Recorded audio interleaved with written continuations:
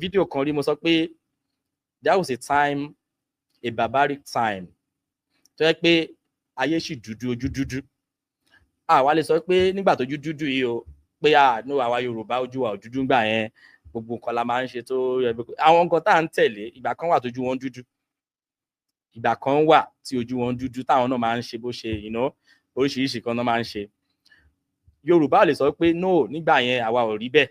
So tẹ́nìkan bá jáde tó bá ní ayé ìjọ́un bí wọ́n ṣe máa ń ṣe rèé, ok tó bá ní concept of abọ́bakú, téèyàn kan bá jáde nísìnyí kó ní abọ́bakú wà, kéèyàn kan wá ní irọ́ ni kò sí kan tó jọ, kò sí kan tó ń jẹ́ abọ́bakú. Ṣé ẹ pé nìyẹn kàn give unnecessary argument ni, because Yorùbá gbogbo wa la mọ̀ pé the concept of abọ́bakú is real. Tí ò bá wá ṣẹlẹ̀ mọ́ nítorí ọ̀làjú, ìyẹn ò túmọ̀ sí wípé ìṣẹ̀ṣe is bad, àṣà